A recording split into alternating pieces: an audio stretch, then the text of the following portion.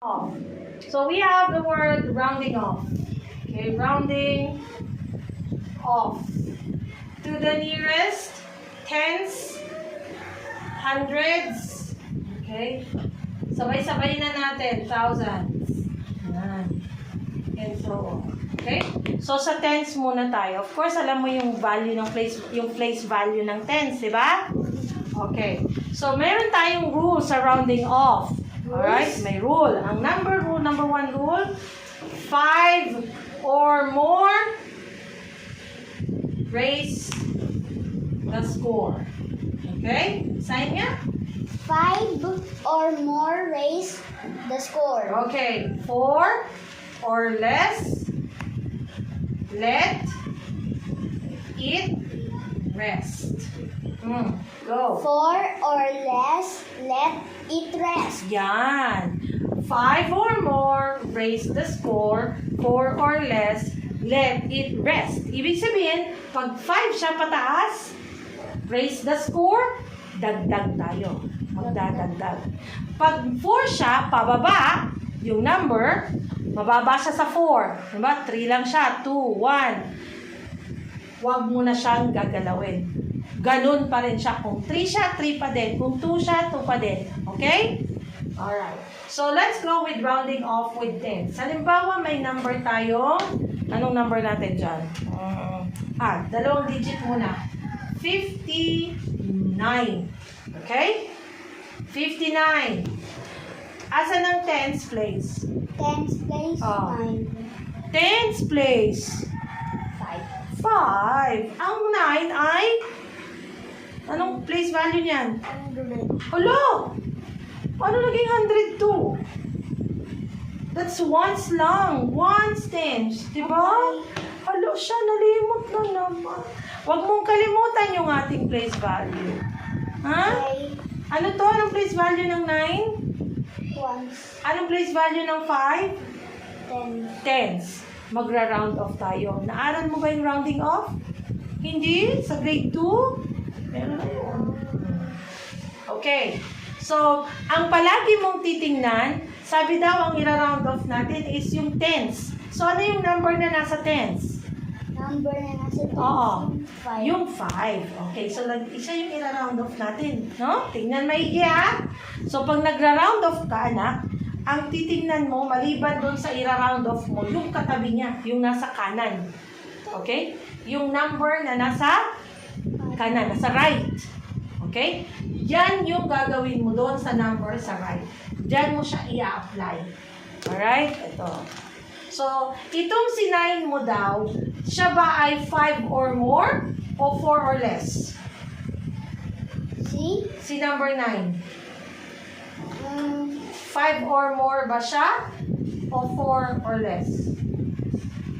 5 more. Yes, 5 more. Dahil 5 or more siya, pataas siya, magdadagdag daw tayo. Raise the score. I-raise natin yung ira-round off natin. Ano ba yung pinapa-round off? Ito. Si 5, yung nasa tens. So, we add 1 to that. Si 5 magiging 4. 5 plus 1. 6. 6 na.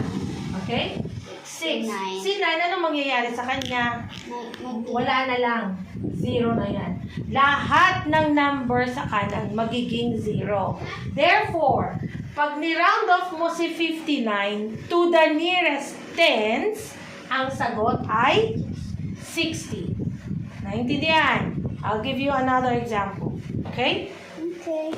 Okay. So, let's say 78. I-round it off to the nearest tens. Ano yung number natin na nasa tens? Tens. Ano? Anong number? 7.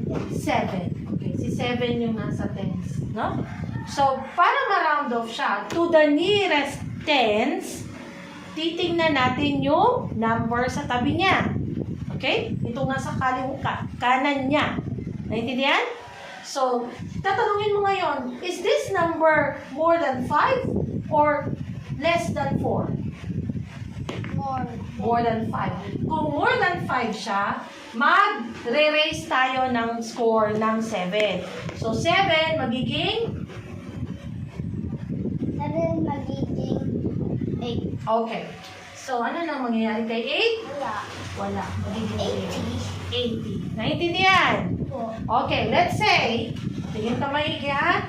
Let's say, you have there 63. Round it off to the nearest tens. Ang tens natin ay si 6. No? Siya yung nasa tens place. Po. So, titingnan natin, alin? Alin daw ang titingnan natin palagi? Yung nasa Right. right side. Tatanungin mo siya, more than 5 ba siya or less than 4? Less than 4. Therefore, magdadagdag ba tayo? Sabi? O hindi? Hindi. Hindi! So, we retain. Let it rest. Huwag galawin si 6. Papahingayin. Oo. 6 lang at 0 pa din. So, naging 60. 60 na siya. Hindi siya 670. So, ito, nag-round down ka dyan. Okay? Ito, tinatawag na round up. Kasi pataas. Naintindihan? Kasi bakit? Naging 78, naging 80. Okay. Let's say,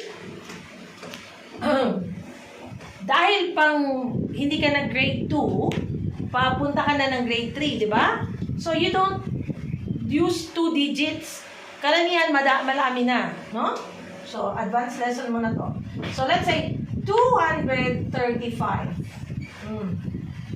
Ang sabi pa din, round it off to the nearest tens. Sabi, okay? Sabi, anong number yung nasa nearest tens? Ay yung nasa tens place. 5. Hulo, mali na tayo. Alin ang nasa tens? 3. 3. Okay. Mag-identify pa lang, tandaan, ha? Okay? Pag 3 numbers, yung value niya tens, Yung place value, opo, kasi palagi mong umpisahan dito ang bilang. Ones, tens, hundreds. Pag nag-zero yan dito, dito ka pa rin. Ones, tens, hundred, thousands na yun. Oh. Tandaan palagi, once yung place value nung nasa right. Okay? Oh. Kaya, Bek, nakita mo, very important ang place value, ha? Oh. So, we have 235 lang. So, ano daw natin sa nearest tens? Okay, round it off. So, what is our nearest tens? Anong sagot natin? Anong gagawin? We have to check the number sa Right. right. O, ano si right? 5 ba siya more or 4 less? More. Okay. 5 more. So, therefore, mag-a-add ba tayo kay 3? No. Yes. Diba 5 or more? Magdadagdag tayo. Kasi 5 dito siya, yung nasa right. No? Mag-a-add ba tayo kay 3? Yes. Kasi itong kabila niyang number, itong si 5 dito, is nasa 5. Okay? So, mag-add tayo kay 3. Si 3 magiging 4. 4. Ito si 5 magiging 0. 0 lang. Okay? So, si 5 naging 0, si 3 naging 4, si 2, kopyahin mo lang. 1. Yes. So, if they say, round off this number to the nearest tens, tingin po, yung tens ang titingnan mo. Siya daw yung ira-round off mo. Ha? O, isa pa. You can do it on your own. Sige. Round this number to the nearest tens. Round. Oh, round it off to the nearest tens. Sabihin mo sa akin, asan ba? Unang titingnan, ano po? 7. Si 7 ang nasa tens. Okay, i-round off mo daw siya to the nearest tens. Oh, yung number sa tabi ay Ay. 2. Oh, mag-add ba tayo kay 7? No. No. No, kasi siya ay 4 or less. So, si 2 magiging 0 na lang yan. Si 7? 7. 7 pa din. Ano gagawin kay 3? Copy. Copy. Naintindihan po. O, isa pa.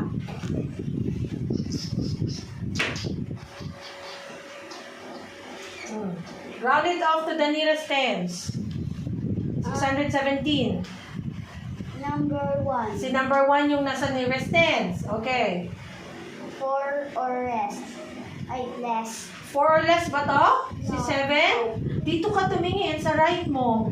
5 more. 5 more. Therefore, magdadagdag ba tayo kay 1? Hindi. No. Ha? Yes. Yes. Kasi itong katabi niya ay 7. Ito ang titingnan mo, ha? Ito yung ira-round off mo, pero dito ka magbabase kung magdadagdag ka dito o hindi. Naintindihan? So, hindi dito ka magbabase kung magdadagdag ka.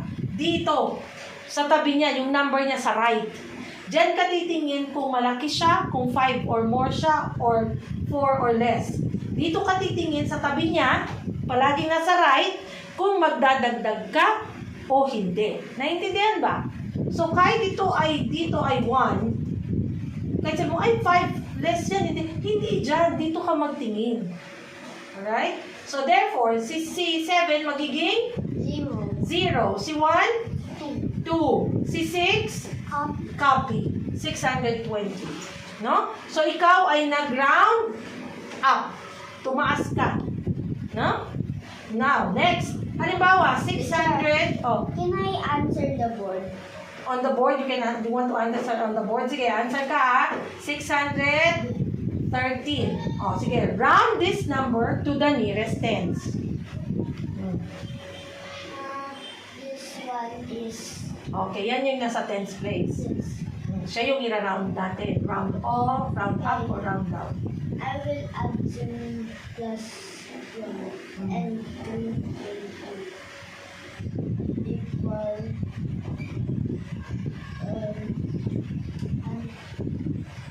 Isipin mo maigi, ha?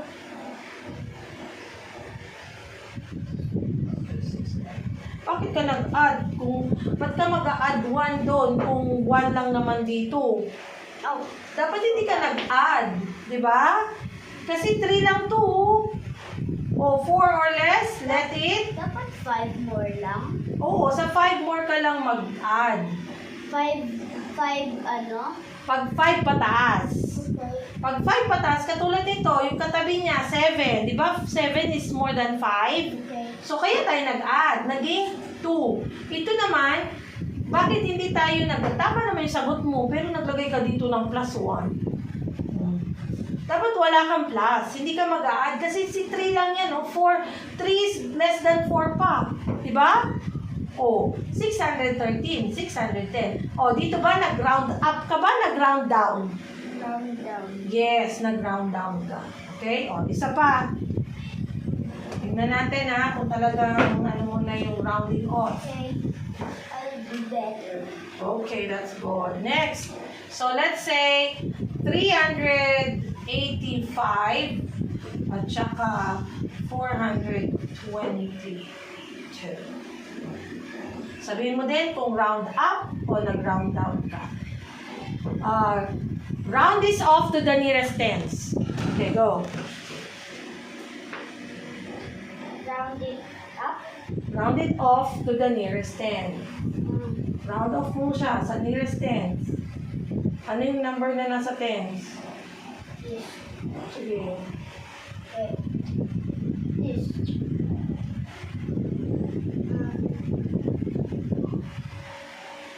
This one, tagpasin siya dito. Check mo siya po.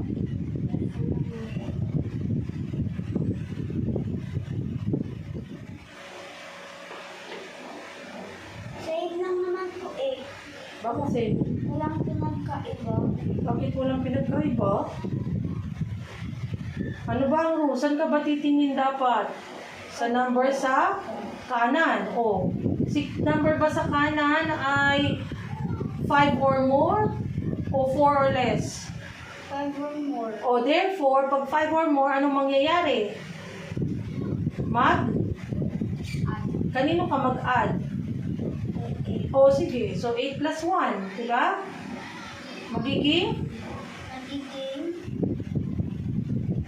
9. O, sige. 0. Yan. Okay, next ito. Round it off to the nearest tens. 1. Oh, tens daw eh. Yan, natural yan siya. And this one, 2. Yung 2. Oh, yan sa right. Malataas ba siya? Sa 5 o baba sa 4? 4. Oh, anong mangyayari? Pagka ganon, mag-a-add ba o hindi? Ha? Hindi mag-add. Hindi, kasi mababa siya. Di ba? Oh, therefore, retain lang siya. Ganun lang siya. 2 pa din. So then, Mag-a-add ka ba? no. Hindi. Sige, sagot. Let us say, picture.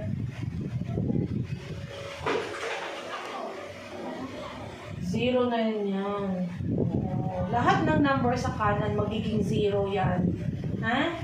Sige, sige. Lahat ng number sa kanan ng number na round off mo, 0 siya. Okay, very good. Alright? Yan. So, ito ay nagtaas tayo. Bakit? Kasi si 5 dito is already on its 5th na. Nasa 5 na siya. So, 5 or more, we raise the score. I-raise mo yung score nung ira-round off mo. No? Ito yung i-round off mo kasi tens eh. Round it off to the nearest tens. Narinig mo? Oo. So, siya yung ira-round off mo. Dahil yung katabi niya sa right ay more than 5 or nasa 5 na, mag-add ka. Kaya tayo naging 9. Lahat ng number mo dito sa kanan, 0 na yan. And you just have to copy. Kahit 500, kahit 52,385 pa yan. Ha? Kopyahin mo na lang. Kasi ang sinabi naman sa yung ira-round off ay yung nasa tens. Naintindihan mo ba, Lyra? Okay. Oh. So, yung iba dyan, kopyahin na lang. Yung nasa kanan, 0. Naintindihan? Oh. Next, dito. So, this is round up o down? Ha? Up or down? Up ba to? Round up o round down? Round up. Yes. Okay. Next, ito. Round down. Round down. Bakit round down?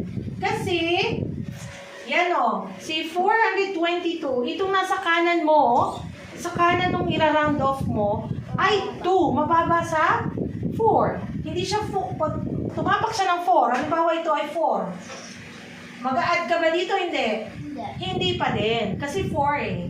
Pag tumapak siya ng 5, mag-add ka. Okay? O, kasi siya ay 4 or less, therefore, wala kang i-a-add dito. Naintindihan? So, retain yan. So, 0 at saka 4. Okay? So, this is for rounding off to the nearest tens. How about if I say, round it off to the nearest hundreds? Oh, hundreds. Alam mo ba yung hundreds, di ba? Opo. So, 1,000, ano ba, may number ako, 1,000, 21,526. Yan. And 35,781. Okay.